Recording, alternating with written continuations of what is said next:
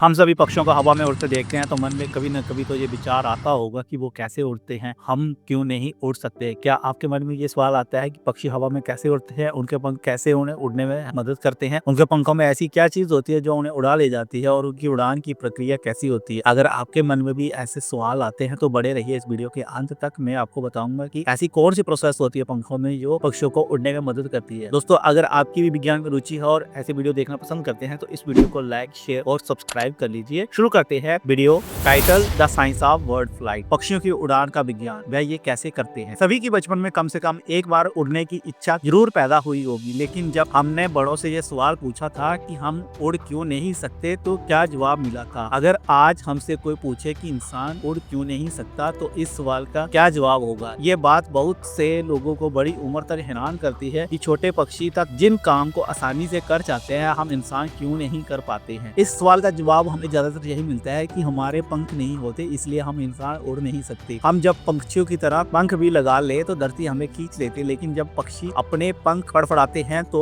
वो हवा में उड़ने लगते हैं, तो हमें पंख की ही पहेली को पहले सुलझाते हैं। वीडियो में आगे बढ़ने से पहले मैं आपको एक क्वेश्चन पूछता हूँ जिसका आंसर आपको कमेंट बॉक्स में देना है।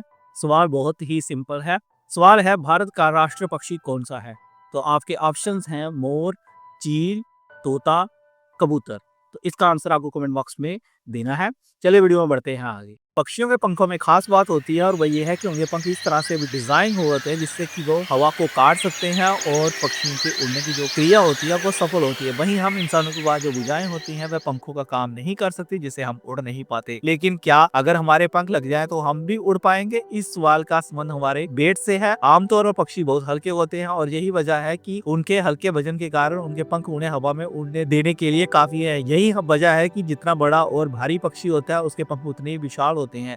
इसीलिए आपने देखा होगा कि जब इंसान को अपने पंख बनाने होते हैं तो वह ग्लाइडर जितने बड़े होते हैं, लेकिन वहाँ एक दूसरी समस्या खड़ी हो जाती है कि वह ये है कि हमारे कंधों और हाथों में इतनी ताकत नहीं होती कि हमारे वजन के लायक पंख हम संभाल सके। इसलिए ग्लाइडर के जरिए उड़ना भी हमारे लिए आसान नहीं है, इसे नियंत्रित करना बहुत मुश्किल काम होता है। तो फिर पक्षी आखिर पंखों से कैसे उड़ते हैं। जब पक्षी हवा में उड़ते हैं तो हवा उनके फैले पंखों के ऊपर और नीचे से गुजरती है, लेकिन दोनों की गति में अंतर आ जाता है। पंखों की बनावट ऐसी होती है कि पंखों के ऊपर हवा की गति पंखों के नीचे की गति के मुकाबले हमेशा ही ज्यादा होती है। इसका नतीजा ये होता है कि पंखों के ऊपर नीचे के मुकाबले दबाव कम रहता है। इस वजह से पक्षी हवा में ऊपर ही बना रहता है और नीचे नहीं गिर पाता है। यही सिद्धांत ग्लाइडर और हवाई जहाज में भी लागू होता है, लेकिन जितना वजन वह उठाते हैं उसकी तुलना में उनके पंख उतनी ही बड़े बनाने पड़ते हैं। पक्षी उड़ान अधिकांश प्रजातियों द्वारा इस्तेमाल की जाने वाली प्राथमिक गतिशीलता है जिसमें पक्षी उड़ान भरते हैं और उड़ते हैं। उड़ान पक्षियों को भोजन करने, प्रजनन करने, शिकारियों से बचने और प्रवास करने में सहायता करती है। चलिए देखते हैं पक्षी बिना किसी दिक्कत के कैसे हवा में उड़ान भर सकते हैं। पंखों की संरचना और कार्य के बारे में बात करते हैं तो पक्षियों के पंख विशेष रूप से डिजाइन किए गए होते हैं जो उन्हें उड़ने में मदद करते हैं। इसके अलावा पक्षियों के पंखों की हल्की और खोखली होती है जिससे उनका वजन कम होता है। पक्षियों के पंख एरोडायनामिक रूप से डिजाइन किए गए होते हैं जिससे वे हवा में लिफ्ट एंड थ्रस्ट पैदा कर पाते हैं। इनके पंखों की बनावट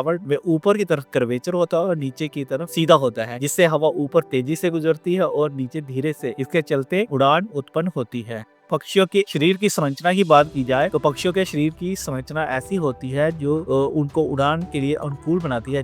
जैसे कि हमने पहले ही बताया कि पक्षियों की हड्डियां बहुत हल्की और खोखली होती हैं जो उन्हें उड़ने में मदद करती हैं। इनके शरीर का वजन कम होता है और वे आसानी से उड़ान भर सकते हैं। इसके अलावा पक्षियों की छाती की मांसपेशियां बहुत मजबूत होती है जो उन्हें लगातार पंख फड़फड़ाने के लिए ऊर्जा पैदा करती है। साथ ही वे ये मांसपेशियां पंखों को विभिन्न दिशाओं में घुमाने और मोड़ने में सक्षम होती हैं, इसके जिससे पक्षी दिशा बदल सकते हैं और संतुलन बना रख सकते हैं। पक्षियों की उड़ान समझने के लिए हमको पहले उड़ान के 4 चरण के बारे में जानना होगा।